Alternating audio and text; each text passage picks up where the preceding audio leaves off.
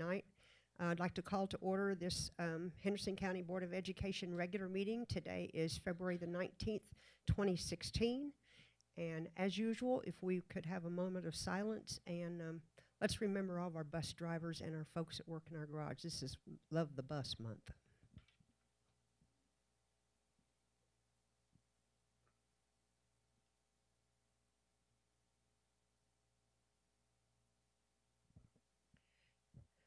Thank you. Mr. Ben Payne, could your children lead us in the Pledge of Allegiance, please?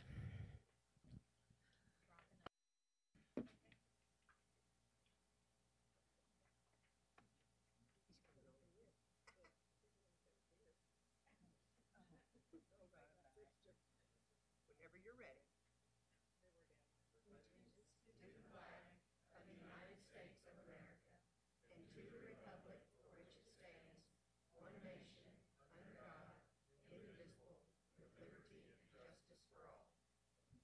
Thank you very much, ladies and gentlemen.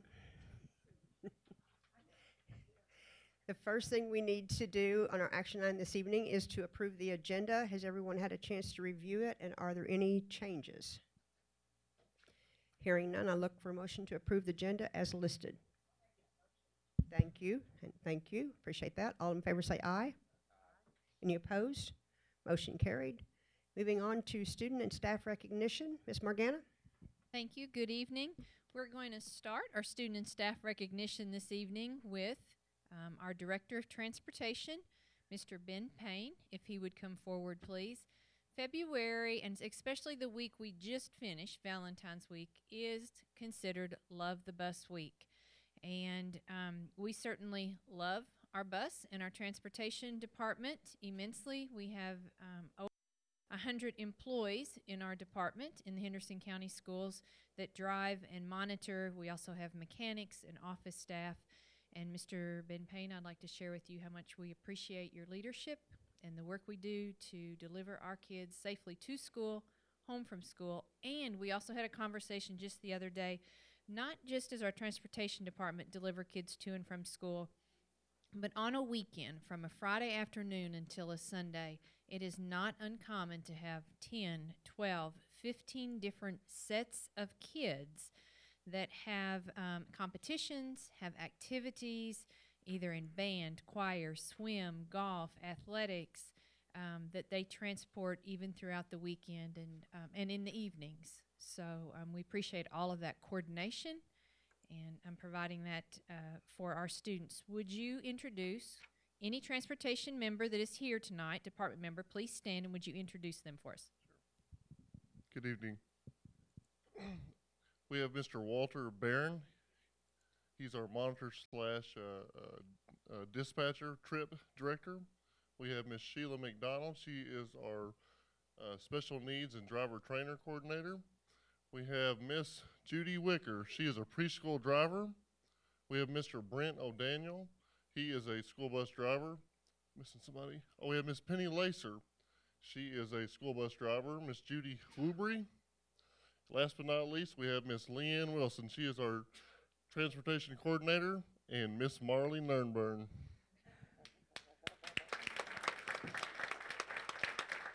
This is just a wonderful sampling and selection from our transportation department that could be here this evening. And you guys have already sat down, but thank you so much for what you do. It takes a lot of training to be a bus driver. We can't, when we need a sub in our classroom, or we need a sub as a kindergarten aide or as a clerical person, you can apply to be a sub in the school district, and ASOP, our computerized, will call you and everything. But it doesn't work that way for bus drivers. We can't just say, hey, Chris Jaggers, we're short, can you hop on the bus and drive? It just, and so tell us a little bit about some of the training our drivers go through. Well, they spend about a minimum of 33 hours in the classroom, going anywhere from laws and regulations, first aid, field trips, schools, kind of how we go through our situations, stopping the bus, picking up kids, letting off the kids safely as they can. And Mr. Yeagers, we can train you if you would decide to be a school bus driver. But it is strenuous, and we don't just let them go whenever we feel like they've met the requirements. We let them go when we feel like we can put our grandkids on them buses and our kids. Well, thank you all so much for what you do. We truly do love our bus. Thank you, Mr. Ben Payne. We appreciate it. Next, we would like to recognize our February Judges Scholar. This is a young man. If he would come forward, Hank Frankie. He is a 5th grader at Jefferson Elementary School. And his principal, Miss Chrissy Sandifer, could not be with us this evening, but Miss Fleck will be filling in and telling us a little bit as to why did we select Hank from Jefferson to be Judges Scholar. And along with Miss Fleck is Miss Jessica Emerson. Good evening. I'm Mrs. Fleck. Since Miss Sandifer's not here, we thought we'd put our own little twist to it. I just took a small excerpt out of the first Leader of the Month that I had this year, which was Hank. So I want to read that, and then I got a little treat for you. Hank accepts leadership opportunities with a positive attitude, a cooperative manner, and, most importantly, a growth mindset. Mediocre is not a term that Hank is familiar with. This young man will set extremely high goals for himself. He'll meet those goals, and then he'll continue to exceed them. His take charge attitude is inspiring to watch. While he is an honor roll student, what's more inspiring is the way that he offers his talents to help others reach their potential, their goals, and be just as successful as Hank is in the classroom. And then with me is Miss Emerson, a 4th grade teacher. And when Hank and the girls moved to Jefferson last year, Miss Emerson was his first teacher. And for those of you that don't know, Miss Emerson devotes hours and hours of her personal life to stay after school and lead. I'm just going to let you know about all the teams that you're in charge of, but it's another reason why we chose Hank.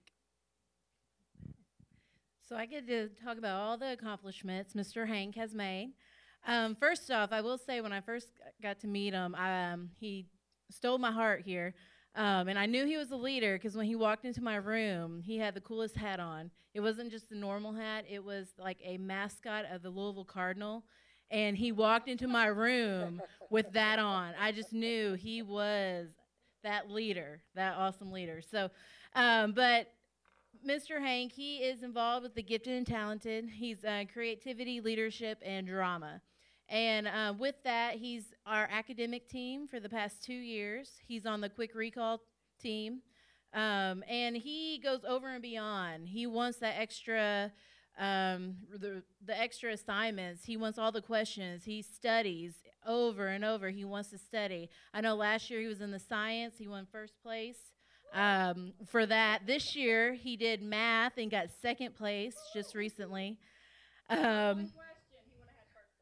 Yes, and that was another student at Jefferson, too, so it was really exciting.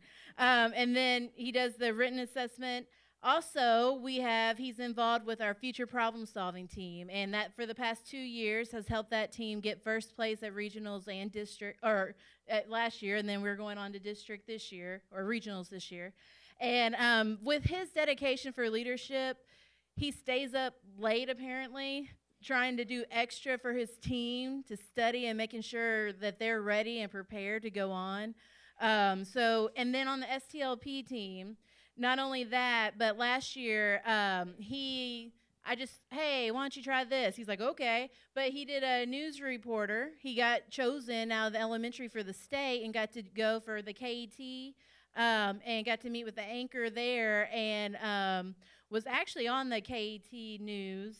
And so that was really exciting. And then this year, what is really cool, I forgot about this until just recently, his team made state for STLP, and we had 3 go this year. And they were all had potential. They were amazing leaders, great, 3 awesome different things that they were doing. I think the difference was the leadership on this team, and that was Mr. Hank right here. It was probably 8 o'clock. I get an email. It was the night before, and he asked me to try, if I didn't mind, to print off notes that he made for his team that he took the whole paper and individually wrote notes out for his team members so they can have a card-sized notes to give their speech to the people that presented. That's leadership. So, and that was amazing. Other than that, I could keep going on and on because that's how awesome he is. He's been in Boy Scouts 6 years. He volunteers at the Ottoman Park wetlands, and he does School of Ballet for 9 years. So Miss Emerson, do you have his autograph? Because I have a funny feeling he's going to be famous one of these right? days. I know. Yeah. And we're not done. Hank wanted to do just a short song because in our room we embrace songs, and when I get the microphone I can't help but sing. Something just comes over me, and I'm glad that Hank shares that same passion, and board members wanted to do this tonight, so we'll give him a short time. Okay, another reason I love Hank is Hank appreciates good music. I introduced the kids to Tina Turner this year. I introduced them to Meatloaf, Bonnie Tyler. And so Hank never heard of Sonny and Cher. So I was like, all right, buddy, I know what we're writing a tune to. All right, and we hope you enjoy this. We're just going to play the background music because Hank isn't as familiar as I am with this song. So this is for our benefit, but for you all, you just get to hear nothing but voices. So you're welcome. All right, buddy, you ready? Don't be nervous. Don't be nervous. Okay. As soon as we get the beat going. They say I'm young and I don't know. I won't find out until I grow. Well, I don't know if all that's true, 'cause I'm a scholar and baby, that's the truth. Hank. I voted you, Hank. I voted you, Hank. The magistrates were proud of me when we got the bill, but said it was free. Butch Buttman did. February 12th is what I got. That's my date. Means an awful lot. Hank. I voted you, Hank. I voted you, Hank. I sat on the bench with Steve Gold. Steve Gold. I held the gavel and I was sold. I believe you deserve a crown, and you, my dear, now own the town.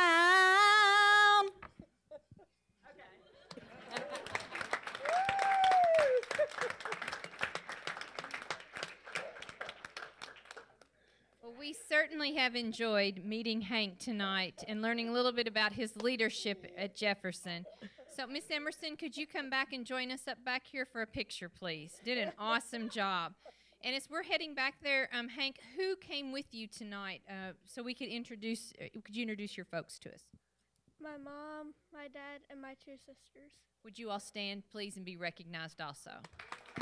Very proud of your son and glad he is a part of the Jefferson Jaguars. Let's get a picture.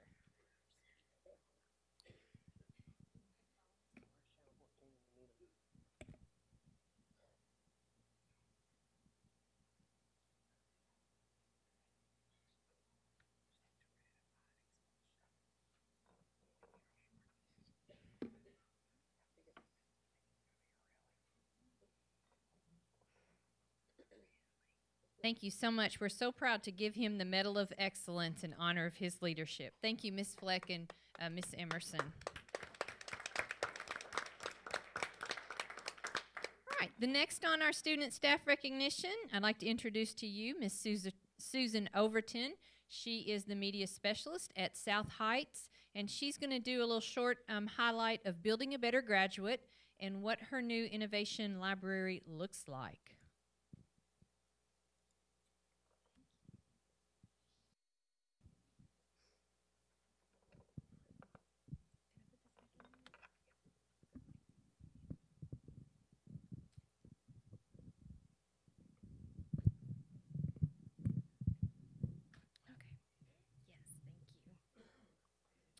Good evening. My name is Susan Overton, and I have the honor and pleasure of being the South Heights Library Media Specialist. I also have Ms. Tricia Culbertson, the STA for South Heights School, whose office is luckily in the library.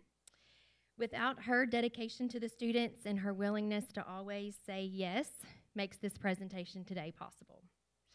At South Heights, we introduced Makerspace activities to our students by offering stations in the library. Then with the funding from the district, we implemented Makerspace full force to the entire school.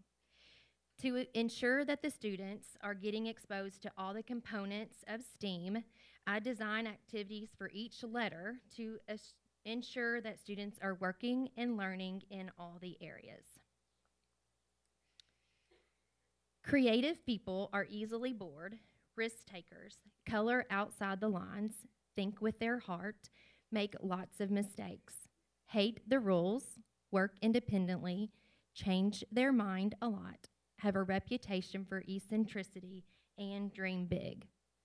Our schools are filled with creative children that have amazing minds and the capability to achieve remarkable goals. Makerspaces are the perfect match for these creative students because of the endless possibilities for them to display their characteristics, be seen as leaders among their peers, and feel success.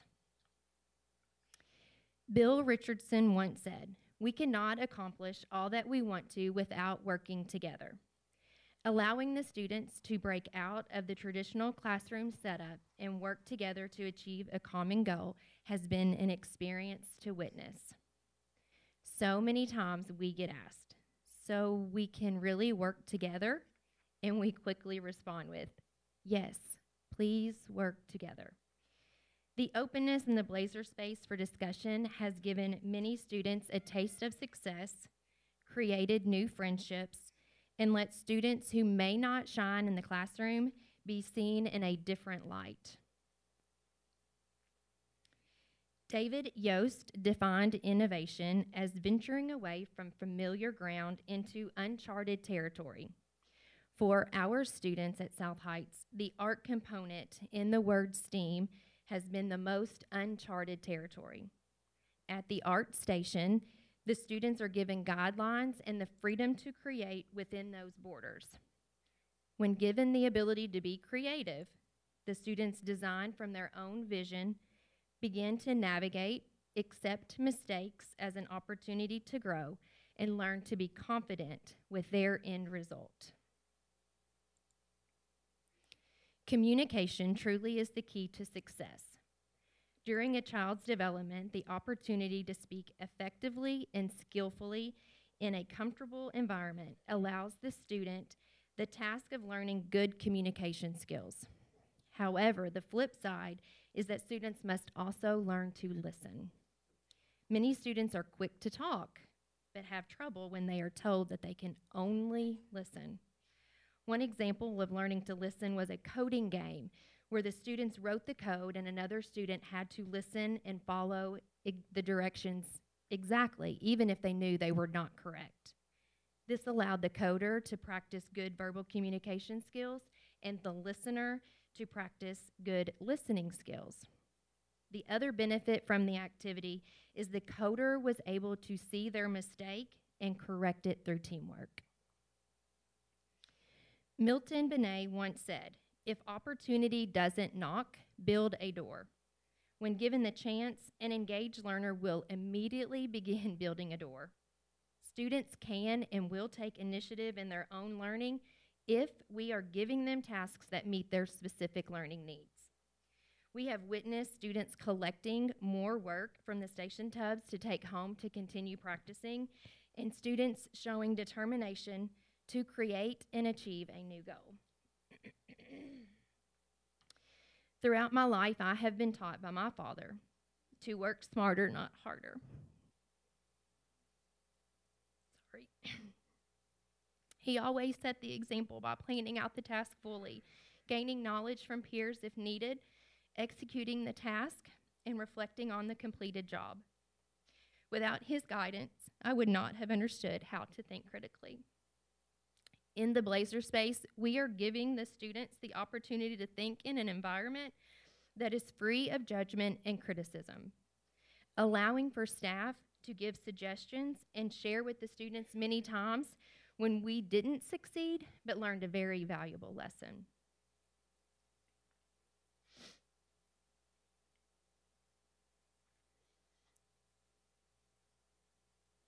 As educators, it is our responsibility to look at a child and see the endless opportunities that their future holds. But we can not only see the opportunities, we must believe what we see in our children. When you look at a child, do you see a doctor, lawyer, educator, fireman, farmer, accountant? Through the Blazer space, we have unveiled futures to our students that they do not see in themselves or even knew were possible.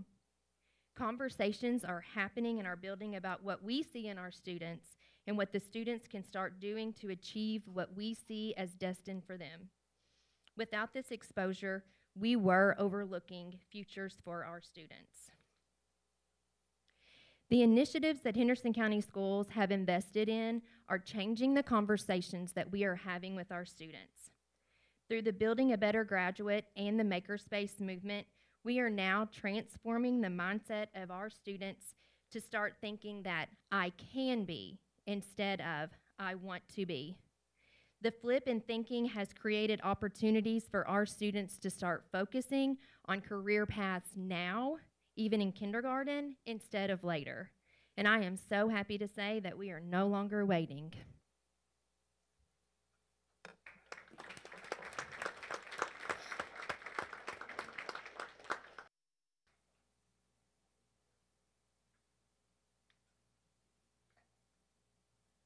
Overton, we appreciate your thoughtfulness in sharing with us this evening what building a better graduate looks like at South Heights. I know your dad is here this evening with you, along with your family. If they would please stand and be recognized as well. Very proud of the work that Miss Overton does. Thank you so much. So, Madam Chair, members of the board, that concludes our student and staff recognitions this evening. Thank you very much. It's always the best part of this whole meeting. Next part is public participation and recognition of guests. Is there anyone who wishes to address the board this evening? Hearing none, we'd like to recognize our student ambassadors. If you all would please stand. Mr. Will Steiner, Jackson Hogue, Hannah Watkins, and Katie Ivy. Thank you all for coming. Next on the agenda is to approve the minutes from the prior meeting. Has everyone had a chance to read the minutes from January the 22nd special meeting and also our 6 o'clock special meeting? Are there any changes to said minutes? Hearing none, I'll look for a motion to approve both sets of minutes as listed. Thank you. Mr. Kirk, do I hear a second? Second. Thank you, Ms. Tracy. All in favor say aye. Aye. Any opposed? Motion carried. Moving on to reports. This is the section of our reports where we are going to have our site-based decision-making councils come. The first one is Spotsville Elementary. You all will have between 8 and 10 minutes to do your presentation, and I've asked Robin to notify us when 9 minutes is up, so you'll give a 1-minute warning.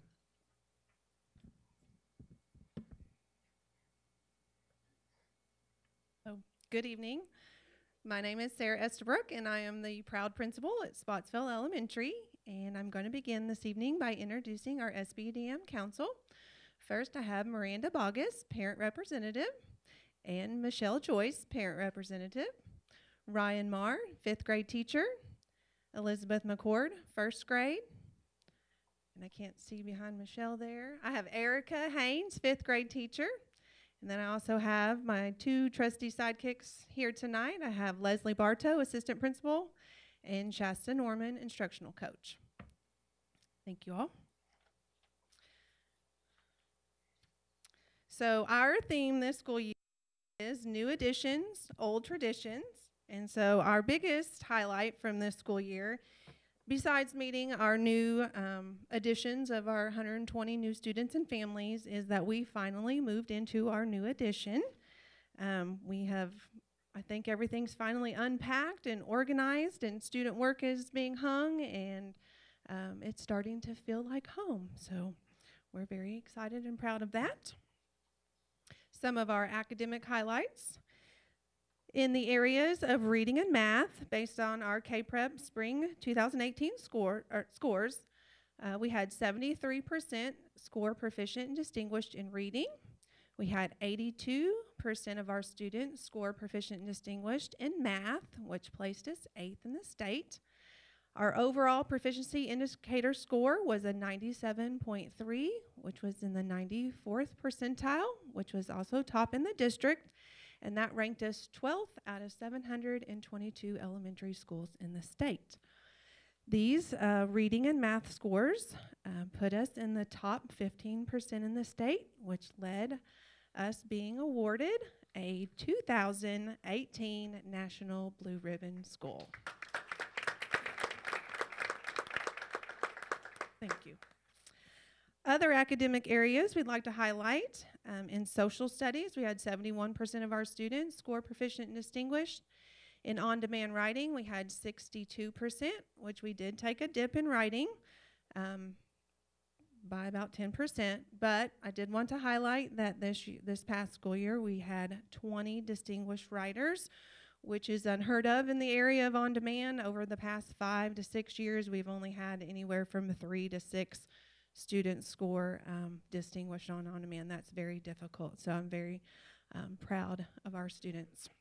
And then in science, we had 51% score proficient and distinguished, and in all areas we were top in the district, but in the area of science, we did tie with Niagara at the top, so watch out, we're coming after you. So our overall other academic indicator score was an 83.5, which put us at the 94th percentile, again, top in the district.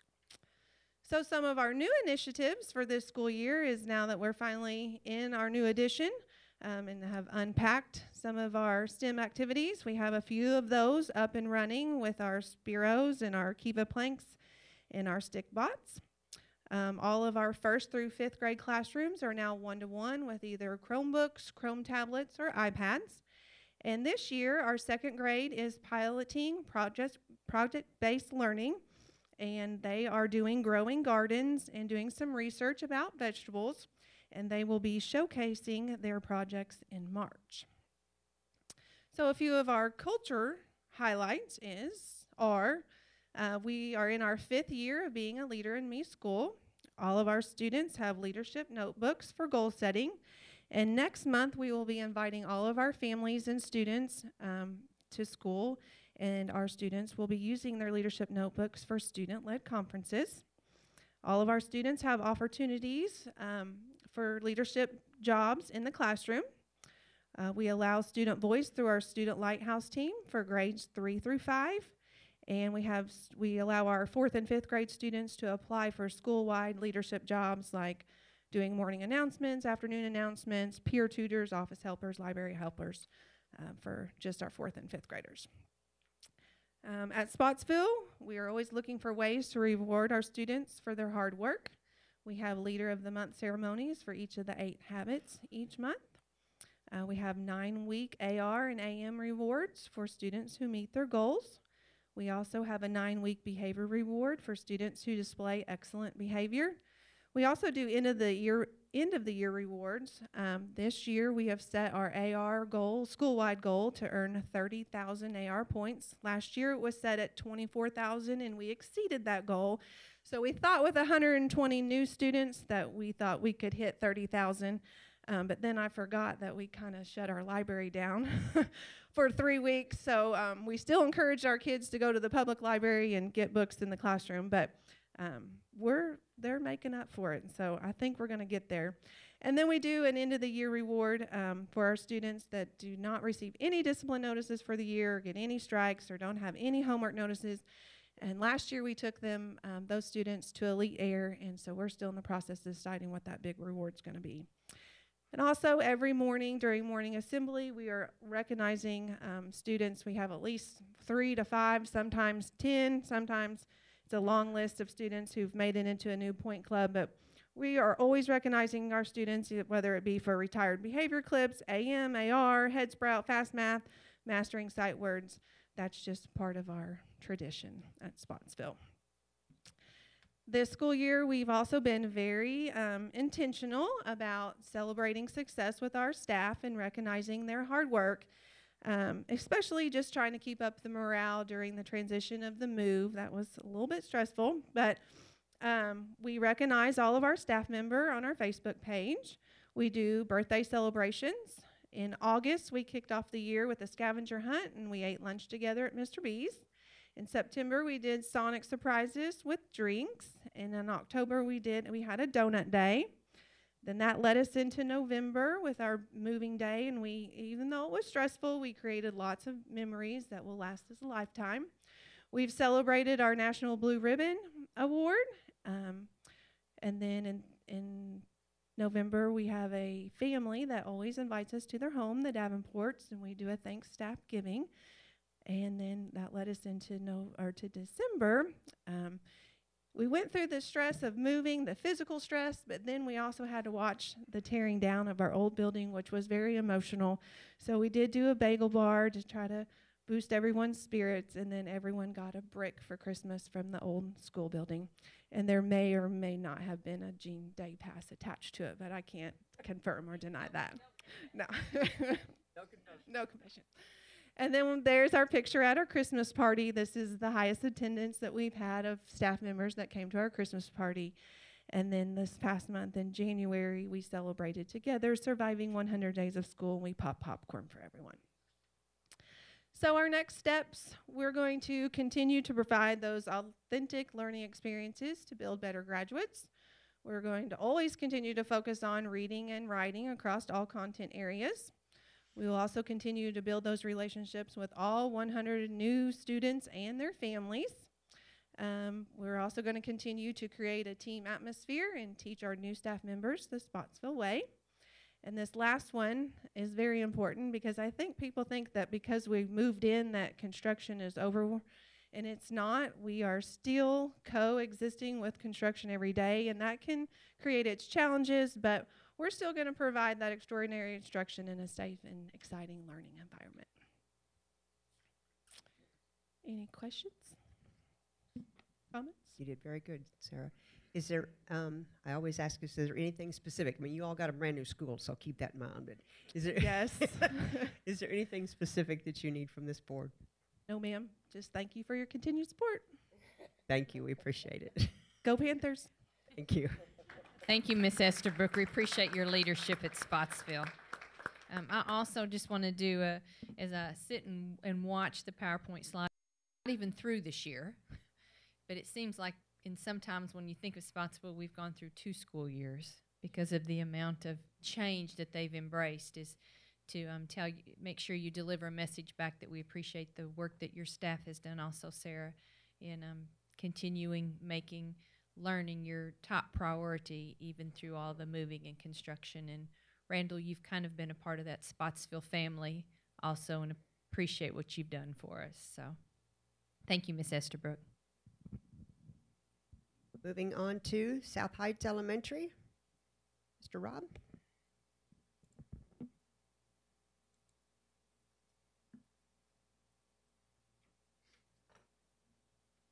Now, when I got here, Sarah said, what's your PowerPoint going to look like? What's your video? She thought I was going to really went minimalist this year.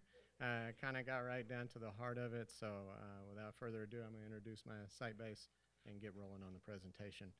Back here, we've got Jody James Wilson, who is one of our parent members extraordinaire on our site base. Next to her is Miss Laura Kopshever, who is a 2-3 math specialist. Next to her is Professor Shutt, and we'll talk about her more in just a minute. She teaches science, kind of just gave it up.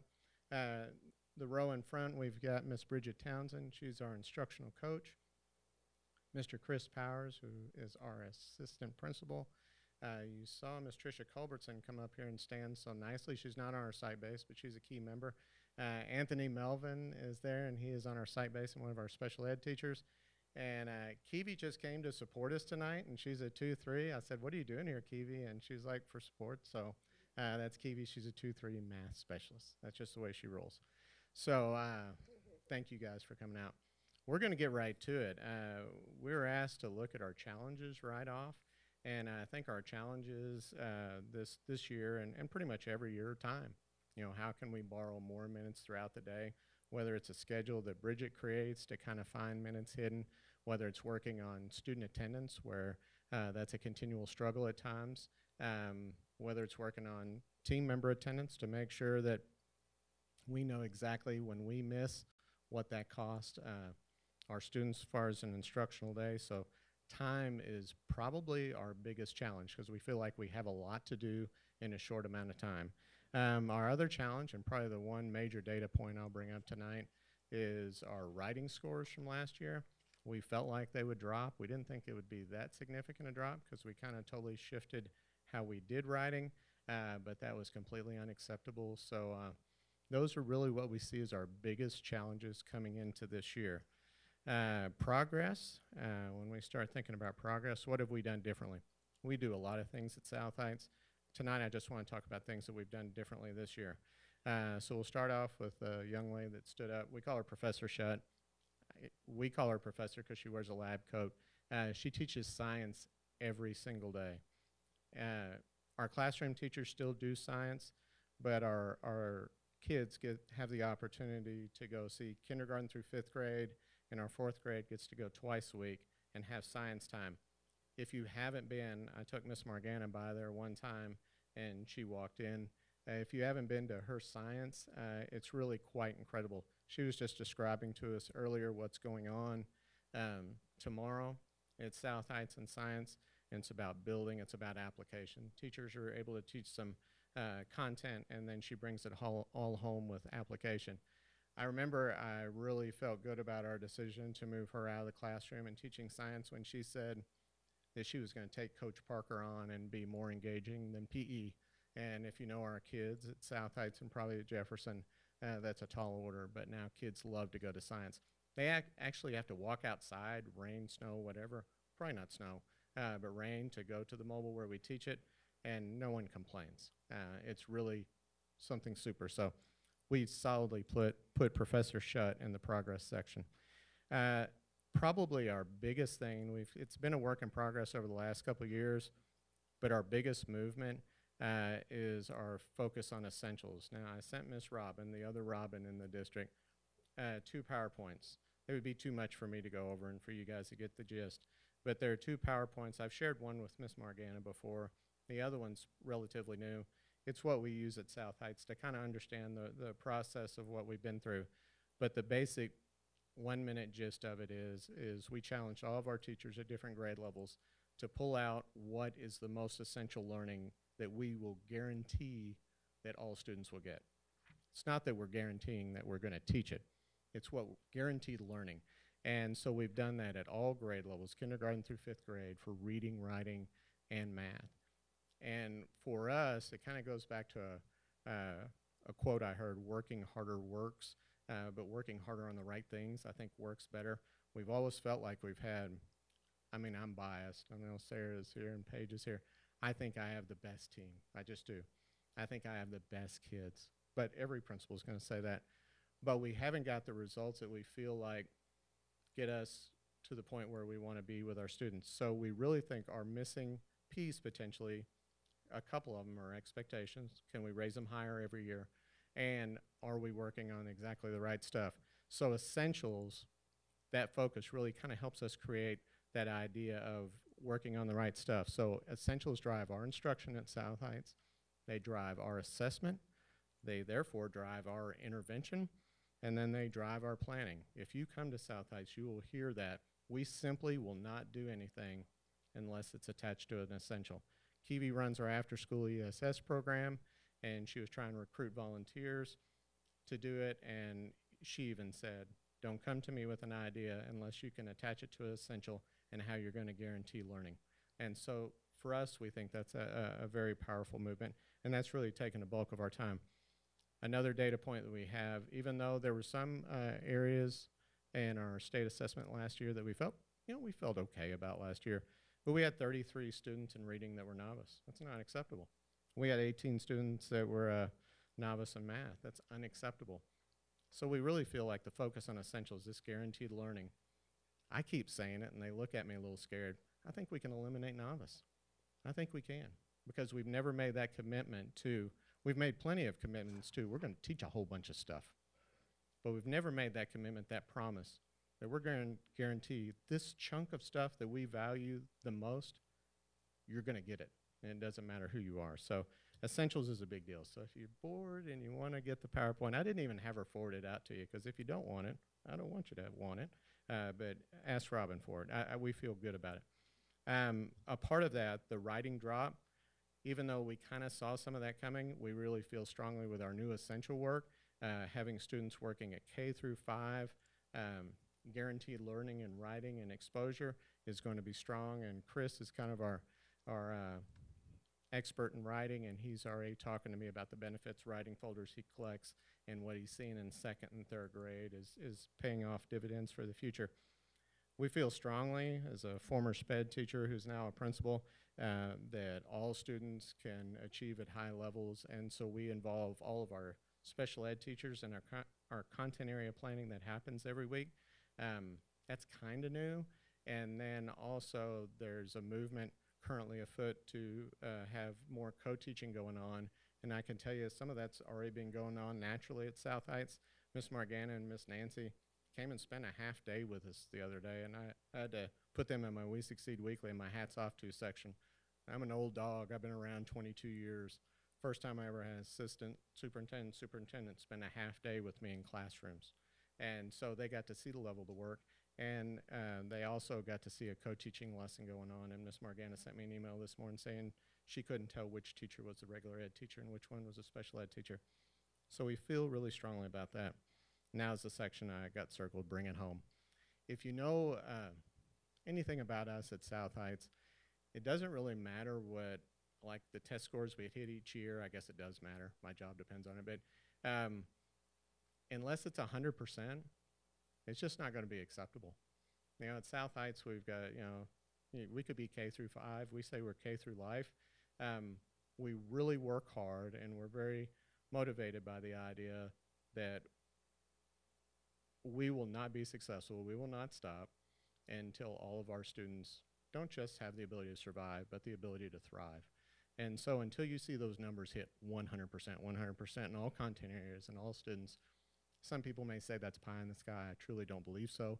It's kind of the impetus for the creation of Audubon Kid Zone, is how can we help support South Heights? We're simply not going to be done. So that's kind of why I did the no frills thing. We got to get back to work, and we've got big numbers to fulfill. So that's it. Am I under 6 minutes? She didn't time me. 17 seconds left. All right.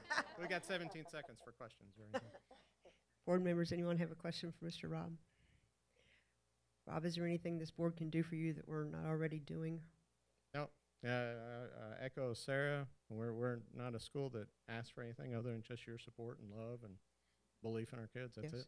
And I know you principals all work together. I know you all have a meeting, work together, and kind of collaborate on what works at one school can it work at another school. So I'm sure that you all are stealing ideas from each other.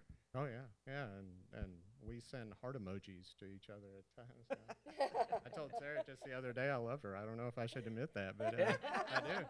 So Paige and I are rocking it out. So yeah, we get along and we talk, and it's a very nice. I mean, I guess I can share this. You know, I've shared with Morgana the culture of how we work together is the strongest I've seen in 22 years. There's not that level of competition. If Paige booms past me, I'm going to just go Paige, and then I'm going to try to catch her. But I'm happy for Paige. You know what I'm saying? It's really nice. I enjoy coming to work every day. We can go back and give Dr. Ritchie some credit that we're finally a school district and not a district of schools. Thank you. Pass it on to him. Thank you, Rob. Appreciate it. Thank you, Mr. Carroll. We very much appreciate your leadership at Blazer Nation.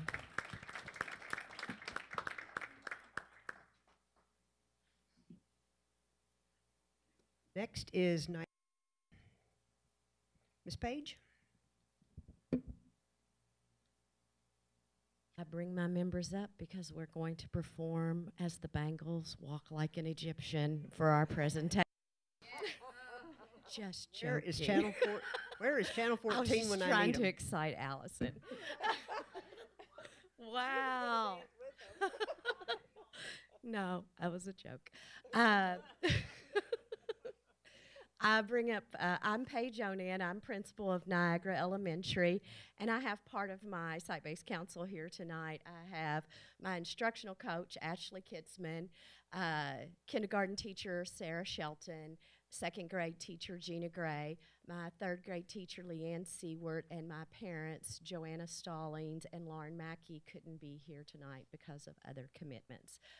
So we will not take up your 8 minutes. There'll be lots of question time, so be ready.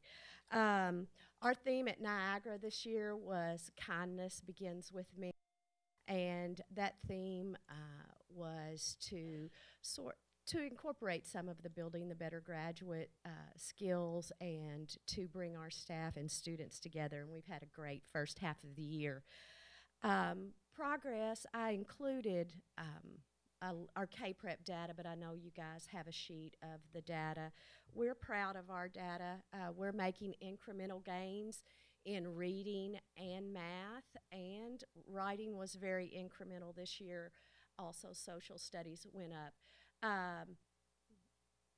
You know, always in a run with Spotsville and some other schools, but we're proud of our data.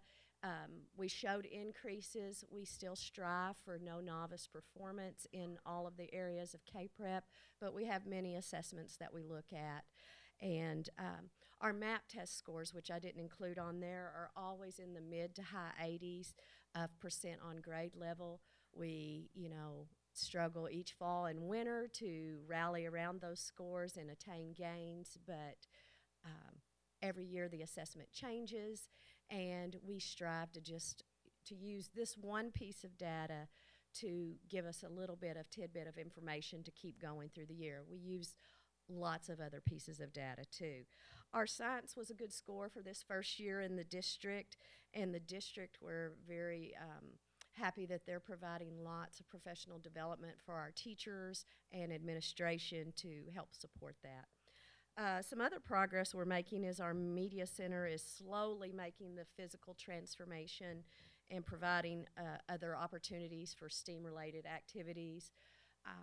We used some of our money this year for new furnishing, and our PTA also supported some other new furniture. And then our media specialist also has a maker space, more with a focus on technology at Niagara and coding.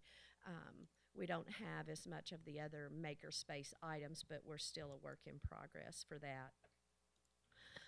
Some of the challenges that we need to address and are addressing is still our achievement gap in the areas of reading and math. At Niagara, that mainly focuses around free and reduced lunch and special education students. We're not meeting our state or personal goals. We have staff meetings to identify those students and to put a plan in place to assist those students. Teachers are aware of students that aren't performing at grade level or are below in novice or apprentice category on KPREP. And we also want a reduction of novice in all subject areas. We target those students for intervention and for extended school. And also challenges is kind of tying all of those data pieces together and not focusing just on one, which was what I was mentioning earlier. We have the KPREP, but as you've probably heard before, that's autopsy data. That occurs at the end of the year when everything is over, and we don't get it until, in my mind, late in the year. So we just use that as kind of a snippet. We also look at our MAP scores, and we look at our district common assessment scores and classroom scores. Another challenge we've had this year is we had 3 certified experienced teachers leave at mid-year. So that transition in an assessment grade and at second grade and at special education has been a challenge for students to change teachers, change routine, and learn some new issues. We also continue to work on foundational reading in K through 3. Let's see. Progress we're making. We're working on improving co-teaching model in special education. We're happy to have a resource room and a special education teacher who's spending more time in the classroom. That's helping address our achievement gap. As we looked at our MAP scores, our winter MAP scores weren't where we wanted them, so we had meetings, staff meetings, and PLC time to work with teachers, and we are having those teachers address their weaknesses and a specific plan to address the grade levels. Also, one of the strategies we're learning about is key core work processes, meaning what can we do to reduce novice, and we're focusing on our core instruction, not so much on our intervention, but how can we improve our core instruction, because if our core instruction is solid, 80% or more of students should be performing on grade level. And then, as always, we analyze. Our focus is on writing for an audience this year. We're analyzing writing samples monthly by myself and during our professional learning time. Lots of great things going on at Niagara this year. We have so many extracurricular things. One kind of strength that our guidance counselor has brought to Niagara, he performs in theater in Evansville, and so last year he did a drama presentation of, what was last year? Do you remember? I can't remember.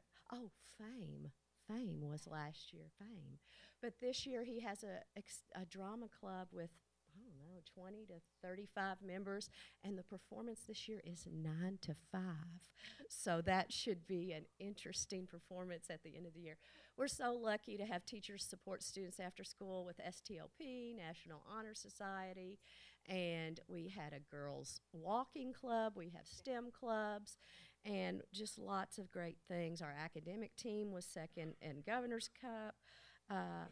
And our theme this year of Kindness Begins With Me has really brought out, service to our staff and service to the community. Each grade level has a community service project each month. And we've really had a great year this year at Niagara. And we hope that, it's already February the 19th tonight. So I was saying a great first half of the year, but it's kind of 2/3 of the year. So I'm proud of Niagara, proud to work there, and it's a great school. I encourage you to come visit sometimes. Questions? Is any board members? Thank you all. I know writing is gotten to be, we work on one thing and it gets great and something else falls behind. There's just not enough hours in the day, as Mr. Robb said, and we've all discussed that at site-based councils before. Short of changing the hours at school from what they were in 1960 to what they need to be now, it is what it is. So just have to keep working one piece at a time. But we appreciate all the efforts you've made towards those. Very much. Actually, Niagara was one of our role models in the area of writing, and we've used several of the strategies. As Mr. Carroll mentioned, that we share among schools, from schools to school, and that was one thing that Ms. Onan was able to share with other principals, and appreciate the work that you all do. Thank you. I don't need anything. You'd have told me if you I did. I warned Miss Baird not to ask Miss Page what she needs. She just calls me and tells me when she needs it, so. Thank you. Moving on to Spotsville Elementary Schools project update. Mr. John Hagan? Oh.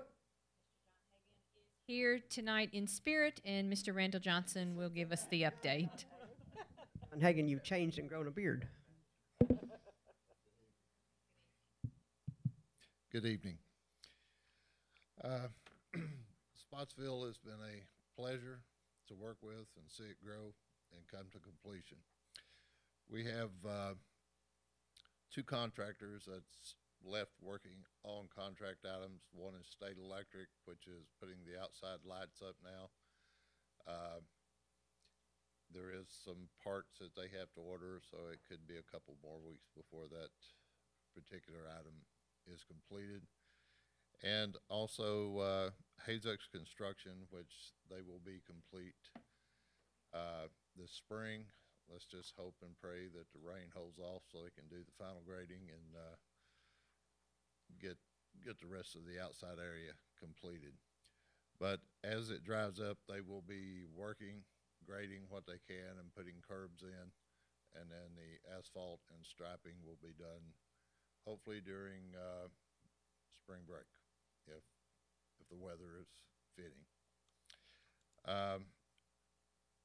What I have tonight is this should be the final change orders for the project.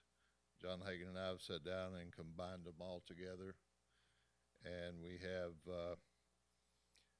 3-8 from Hazex, which is a combination of the back parking lot, a lot of the unsuitable soils removal, repairing it, putting gravel back, putting geotech cloth down before the gravel went in.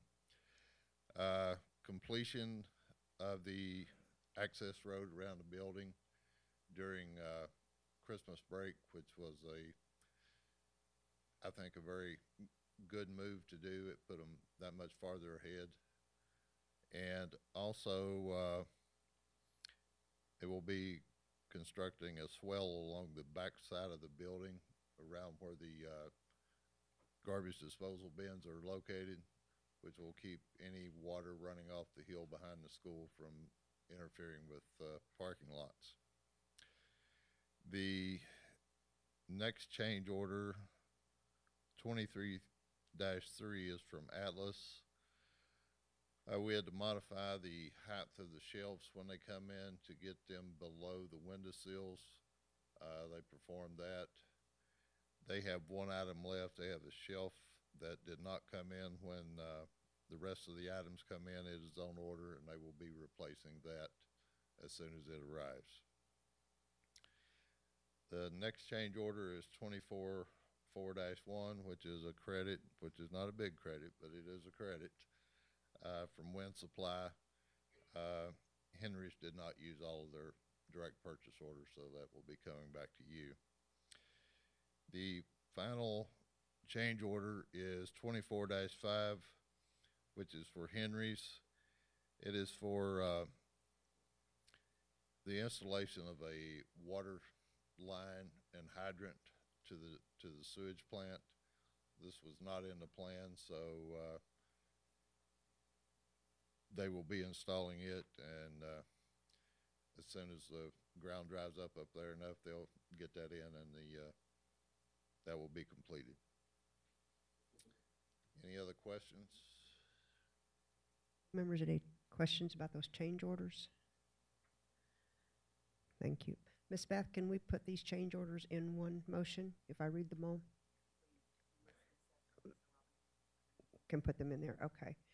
I look for a motion to approve the proposed change orders for the Henderson County School of Spotsville Elementary. It is BG 15-016-38 for Hazex, 23-3 for Atlas, 24-1-1 for Wind Supply, and 24-5 for Henry's Plumbing. Do I have a motion to that effect? Just 24-4-1, Ms. Bayard. Yes. On that one, you just said 24-1-1. 24-4-1, excuse me. Yes, ma'am. Thank you. I make a motion that those change orders be approved tonight. Thank you. I'll second that. All in favor say aye. Aye. Any opposed? Motion carried. Thank you, Mr. Randall. Anything else? Oh. Thank you. Thank you. Thank you. We appreciate it. We just hope the weather cooperates. We can finally get this sucker finished. Moving on to the new Jefferson Elementary project update. Mr. Jeff?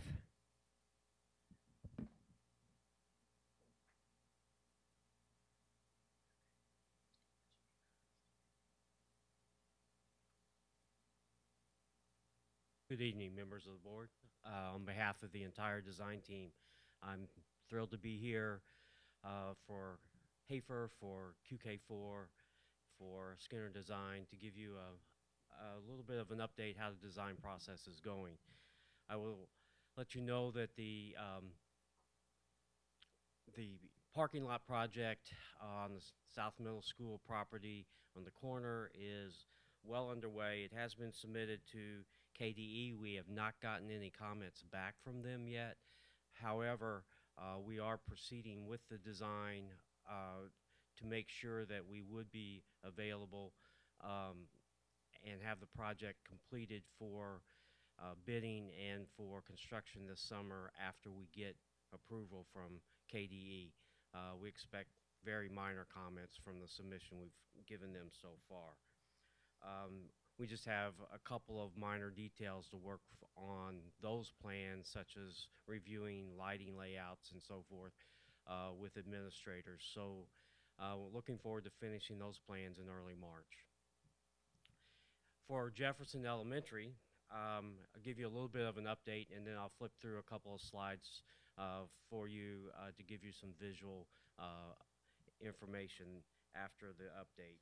We completed the geotechnical investigations and have sent those reports to our structural engineer and to our construction manager, Codell, so they can both begin to look at foundations and make some recommendations on the most efficient way to deal with the results of those investigation.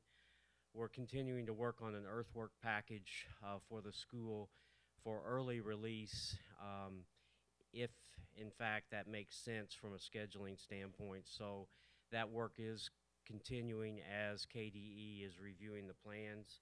We've also had an opportunity to meet with the food service team and tour a couple of the locations, talk to them about their preferences on kitchen layouts and service lines, and also get their preferences on types of equipment. So we're I think we have a good understanding of how they'd like to see the kitchen laid out, so we'll be incorporating that information. We did receive initial comments on our schematic design package that was sent to KDE. They did not view the additional square footage that we had included favorably. So we have met with the administrative team and looked at some of the priorities and determined where is the best place to trim some square footage. We've done that and still kept the proper number of classrooms to make sure we can operate as all the teachers are envisioning. And we have resubmitted that package to KDE and are encouraging them to respond promptly. I would also say that we will continue to work on the interiors of the project and continue to work on the exteriors as KDE is making their reviews, so that as soon as we get those final comments, we'll be ready to be well into the next phase of the project. A couple of updates for you, if I could get you to just flip to the first slide. Stop you a second there, Jeff, before we go to that. How much square footage has to be reduced? We reduced right at 4,000 square feet. Okay. Okay, you can go on. Thank you. Okay. So what you see in front of you, and it's a little difficult to read, but up in the upper right-hand corner is the staff parking lot and the parent pickup and drop-off area, and that is the separate project that I was referring to, where we will have that project ready for bidding and construction this summer after we receive final approvals. In the lower left-hand corner, you'll see the elementary school and the parking lot and playground areas, and those remain pretty much the same as in our original design layout. So we have separate areas for parent and teachers, staff parking that is separated from the bus drop-off and is separated from service traffic to the kitchen area. I think the layout works pretty well on what is a very tight site. If I could get this next slide. As you can see in this floor plan, it is very similar to the first layout, but has been compressed slightly. The lower left-hand corner still remains as the administrative area. The blue classrooms that you see are regular K through K through 5 classrooms, and then you'll see some orange classrooms that are the specialty classrooms, and the magenta colored rooms are the resource spaces. Again, laid out on the perimeter with some of the gray areas being the support spaces. And you see common areas, the gym on the lower right, and the Learning Commons Media Center / maker space in the middle. On the second floor, we have mostly classrooms along the perimeter. You can also see support spaces. Again, between the two, the magenta color are resource spaces. The X that you see just to the left of the magenta colored rooms is a 2-story open space down into that Learning Commons. Again, still pursuing that same look on the exterior that is a combination of traditional materials of brick, but a modern roof shape and form. And then we've begun to put together some of what the interior might look like. Is we're standing on the second level, looking down into the commons area and looking out toward the ball field or the track area for the middle school. 2-story space there that looks as if it's more of a media center, but we haven't got time to have a little fun yet and figure out how we're going to combine all of the flexible activities we want to happen in that space, from maker spaces, learning collaborative space, and a media center, all into what we think is going to be a pretty cool town hall for the school. So we're excited about it. It's moving forward, working on all fronts, and just working as hard as we can to get the schedule as compact as we possibly can.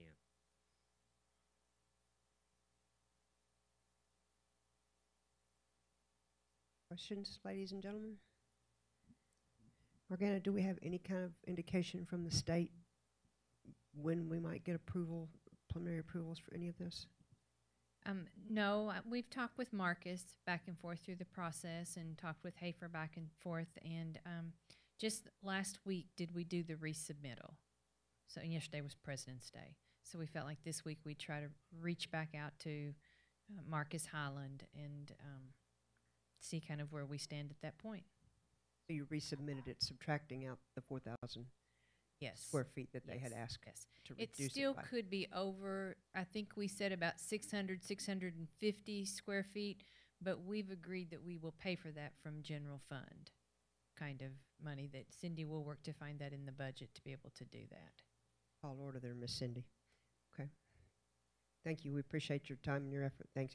It's looking great. We just got to go forward. But persistence and grit. There you go. I think we might need to send Miss Fleck. Do a singing telegram? Miss Fleck, could you do singing telegram if we send you to the state? I think that'd be very appropriate.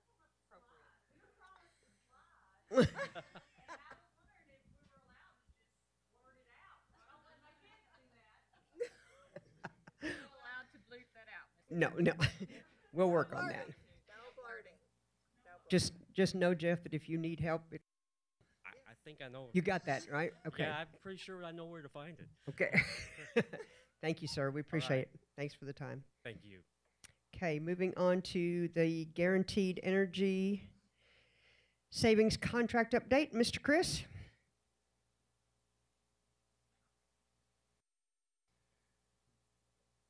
Having us tonight. I want to introduce Dale Toms. Thought he was behind me, but Dale's our project manager, and much oversaw the whole project that we did here.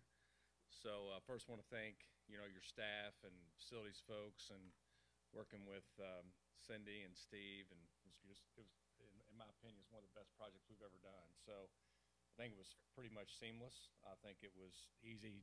It was easy on everybody's part. But I think a lot of times it's because we have a good project manager. Dale's been with the company for over 20 years and done a lot of these types of projects. And we just want to thank you for your partnership. And I'm going to turn over to Dale and let him kind of walk through the slides, and then I'll finish up. Good evening. Good evening, everybody. Yeah, I just want to talk about some of our slides from the project, some before and after pictures.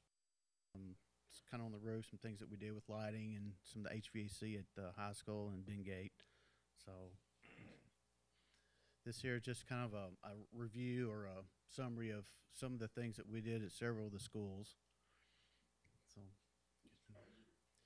this right here is the high school. This is the auxiliary gym, and the very top left-hand corner, that was your old unit that was on the old chiller that we took out. And the bottom left-hand picture is the area that we installed the new units, which is on the right. There's two of them that serve that area.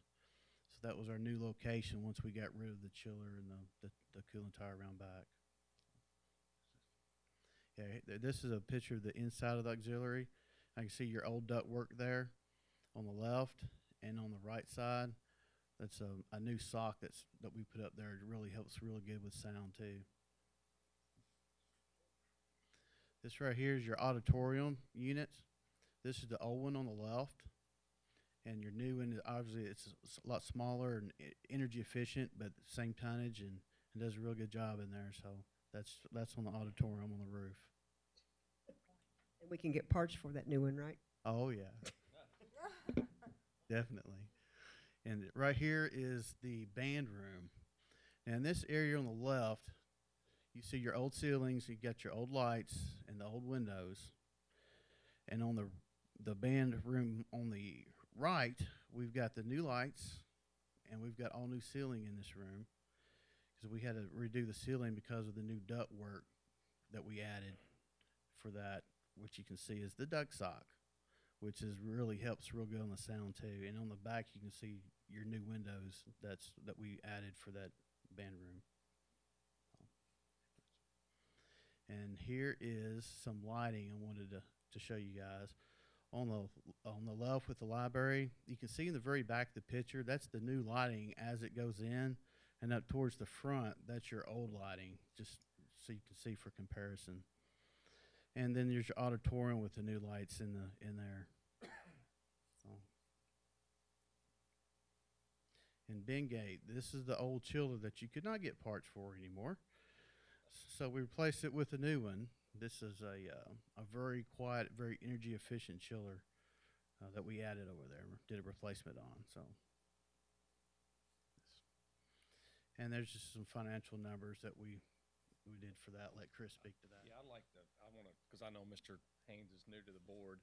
So the board approved this project last year. It's $4 million. So the way the performance contracting works is it's guaranteed cost, guaranteed savings, and guaranteed no change orders. So so what you'll see here, basically there's a guaranteed savings of $129,000 a year, and we have to meet that guarantee for the next 20 years, or we'll have to come up and make you whole. So that's pretty much the numbers. If you flip to the next page, the next slide. So intelligence services are real-time monitoring.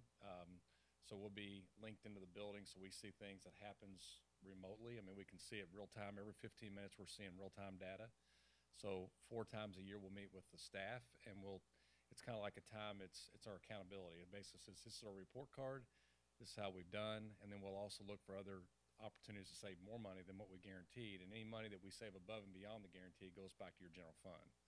So Cindy was really watching everything we did early on to make sure it was real. So, but we do want to thank you, and we encourage, when we do have the consultations, that Miss Margana and the staff and facilities people set in those meetings, because the better that partnership is, the stronger that partnership is, the more money that we can save the district. So anyone have any questions? That pretty much finishes our presentation. No, Billy also probably thinks that he's got time off now, that he doesn't have to scrounge around to find parts for all these chillers that we were robbing Peter and paying Paul for, thing is impressive. I can see all the way to the back of that library, which I know before that was not the case. So, Ms. Morgana, any comments on working with this? This is the first time that we've done this in Henderson County, so we need to know how it went. Our staff, we were pretty nervous entering contract because we've never experienced what this would be like, and Chris Jaggers kept telling us it's guaranteed. And we're like, okay. And so the board went with it, and we went with it. And I know you know how much we appreciate you and the time you spent with us trying to prepare us and taking us to sites to visit what this could look like, and we appreciate that very much. But I also want you to know how much we appreciate Mr. Toms, which very seldom did I see because he's so busy in the summer. But when they came in this summer to do all this work, his coordination and his communication was outstanding, Chris, between the maintenance department, Chad Thompson at the high school, Mr. Steiner, and then I always received minutes or invites to meetings if I needed or wanted to attend. It ran very smoothly, and you were outstanding, and we appreciate you being on our campus. Yep. I told him I wish I could take him all over the state. He is the best. And lastly, we have our KSBA party, partnership party on Friday night. Starts at 6:30, and I know some folks have registered, but if you are in Louisville, we'd love for you to come out. It's a fun night. We'll have over 400 people there, about 55 school boards represented in our party. So if you're in Louisville, we'd love for you to come. Thank you. Okay, we need to, we need to approve this BG4 to close the project out. Okay. I need a motion to approve FAC PAC BG4 form for BG number 18-133, Henderson County Schools Guaranteed Savings Contract as presented. Means I'm the one that wrangled you people in here. I'll make that motion that we approve this. Do I hear a second? Second. Thank you, Ms. Tracy. All in favor say aye. Any opposed? Motion carried. Thank you, gentlemen. I see no old business. New business, moving on to capital projects. We have some safety upgrades that we're going to be working on. Yes, ma'am. Who's taking this? Mr. Steve? Yes, ma'am. Okay. Just want to let you know you've approved a BG1 before for the secure entrances for our schools, and I'm coming back at this particular point in time to add a little bit to that as I kind of worked with Craig, our architect, as well as Brian Bailey in technology. One of the things that we really felt like was a needed addition at this particular time, so that we didn't have to retrofit and add some things to, was to provide any school that we had already approved on here access control to their front doors. And so each school that is on the secure entrances list that we have, we'd like to add the scanning with the cards at this particular time. If we don't add it at this particular time, then we have to retrofit and do some other things. So Brian kind of pointed that out, and we worked with our architect to make sure that could take place at this particular time. So that's why we're bringing this secure entrance BG1 back to you, because it has been revised to meet that need. So we need, any questions about that, ladies and gentlemen? Yes, sir. Mr. Go ahead. Oh,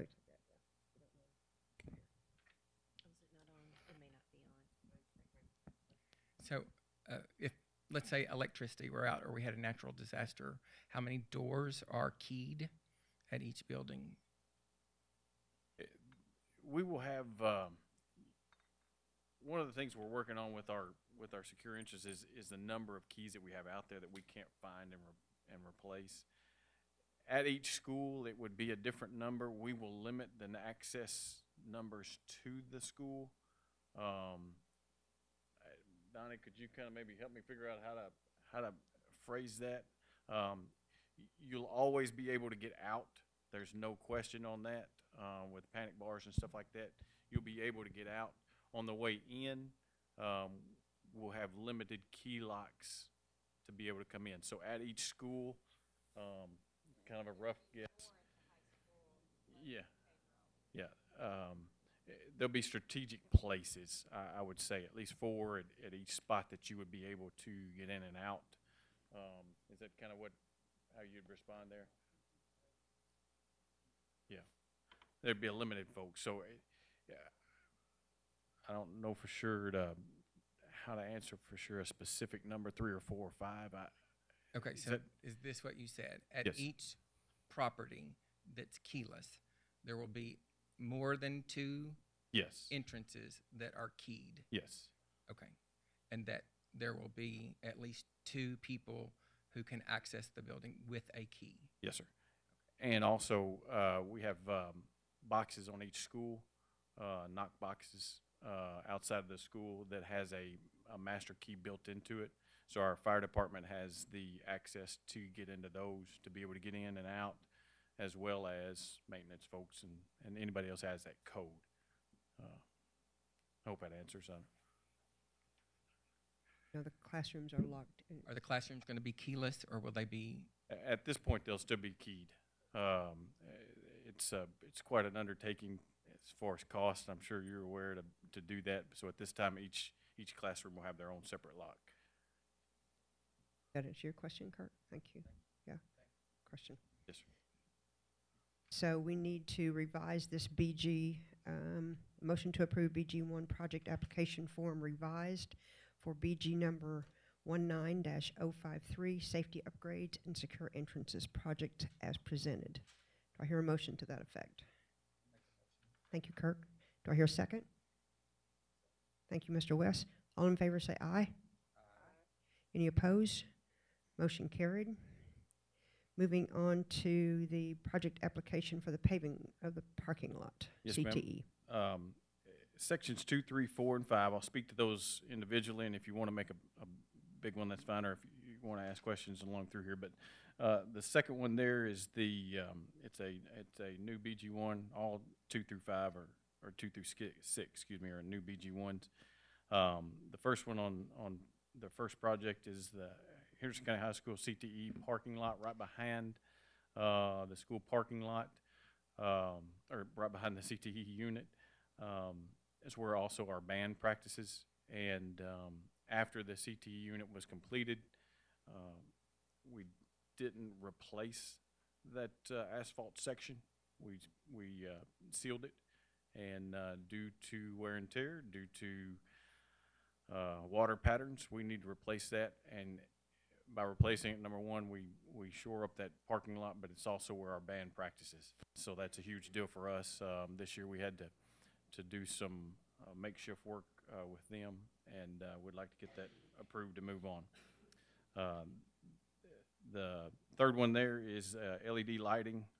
We want to complete our projects that we started quite a bit ago. Central Academy, South Middle, and North Middle all need to switch out to the LED lightings. Our group maintenance will kind of lead that up as well, but that's a continuation of that project that you guys started about 3 or 4 years ago, replacing lights. Number 4 is BG1 for the soccer field lights. They'll need to go to LED lights at this particular point in time. KHSAA says we are not adequate on our lights to be able to host a regional, which we just say, yes, thank you, and we were going to fix it. So we'll take care of that. The next BG is for an infrastructure technology change, and wow, you want to explain that, Ryan, please? Or not try to limp through that. Thank you, sir. Basically, what that project entails is the complete replacement of our data infrastructure, our data center at the district office, which is what Mrs. Stanley and I commonly refer to as the beast. It is what runs our entire district, from our routing software that our buses and transportation relies on, to our food service software, all of our access control software. We're in a 7-year refresh recycle on that, and all that equipment was 7 years old last July. So it's time to start looking at replacing all the servers. Any questions?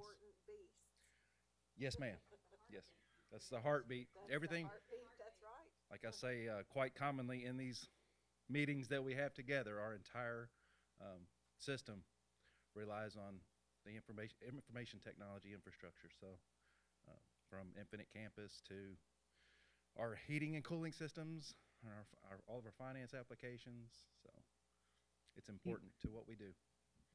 Do you see, I mean, we have a 7-year refresh on a lot of our equipment. Do you see that this thing, which is so critical because technology moves so fast changing, is going to move from 7 years to 5 or to 3? No, ma'am. This type of infrastructure equipment is staying on that. I mean, there are advances in technology. Where we see that advances in technology is the efficiency, where the equipment will run and save money as far as the power consumption. It runs much more efficiently, but I do not see that timeline will decrease at this time. Well, thank you. Any other questions on any of those BGs that we spoke to on those? Let me see if we can get these all into one motion. Is that all right, Ms. Beth? Yes. Oh, okay. Sorry. Before we go on to capital funds. Sorry. Did you do what? As long as we list them separately. Okay. Does anyone have any questions about any of those BGs before I go through this long list? Okay. I'm going to stop you in the middle just so you can start over again. I'm going to beat you. Okay. No, I'm teasing. No, I'm not. Okay. We need a motion to approve the revised, let's see, no, let me back up. Revised BG, we already did that one. Okay. A motion to approve BG1 application form for BG 19-230, a BG1 for BG 19-231, a BG1 for BG 19-232, and a BG1 for 19-233. 4 projects, all in one motion. Ooh, I make a motion that we approve those. Gee, thank you, ma'am. Do I hear a second? Thank you, Wes. All in favor say aye. Aye. Any opposed? Motion carried. Thank you for not interrupting me. Okay, moving on to the capital funds request. Yes, ma'am. And I could point out, and Cindy would like me to point out, all those are cash projects. So that's a huge deal for us. And I'll also point out that it's about 9 projects that we have going this summer again, and we probably never do 10 again. So we're doing 9. But it's a great spot to be in, that you can make a difference in so many different areas and trying to meet some of the needs that are out there. The need list is great, but we are making progress, huge progress, we feel like, in getting a lot of things solved. So we've got more things that we're pushing towards, and we're headed that way. So I apologize. The last thing I'll ask is a capital funds request to switch that funding, and the amount is $617,775 to be able to complete those projects with cash and move on. Any questions, anyone, about that request? Okay, so we look for a motion to approve the capital funds request form for the following projects: BG 19-230 in the amount of $187,875, BG 19-231 in the amount of $70,750, BG 19-232 in the amount of $125,700, and BG 19-233 in the amount of $233,450 as presented. I'll make that motion. Thank you, ma'am. I'll second that. All in favor say aye. Aye. Any opposed? Motion carried. Capital funds moved. Thank you, Mr. Steve. We appreciate it. Moving on to insurance. Ms. Cindy? We're requesting your approval to add Houch's Benefits Group to the board-approved vendor list. Adding them to our vendor list will allow us to research the products further and make a decision on what would be best for our board and our employees in terms of coverage and premium savings. There are representatives from Houghton's here tonight, and I'm sure they'd be more than happy to answer any questions you might have. Or Ms. Cruz? Do you have any questions?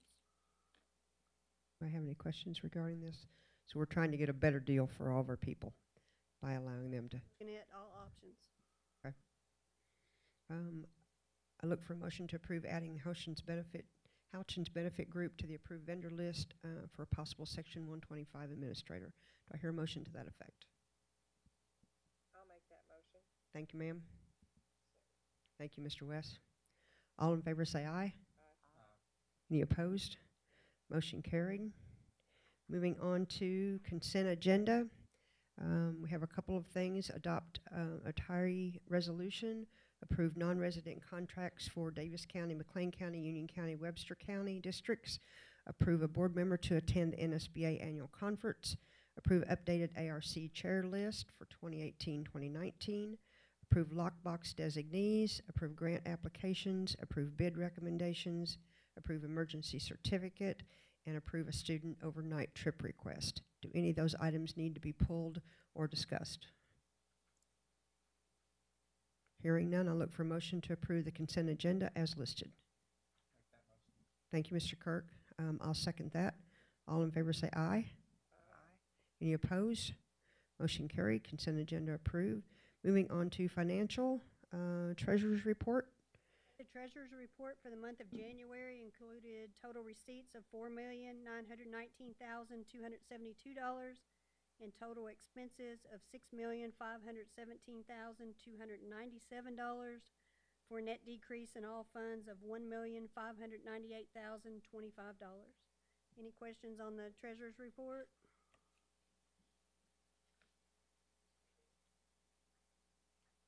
Madam Chair, members of the board, I respectfully request your approval of the treasurer's report as presented tonight by Cindy Cloutier.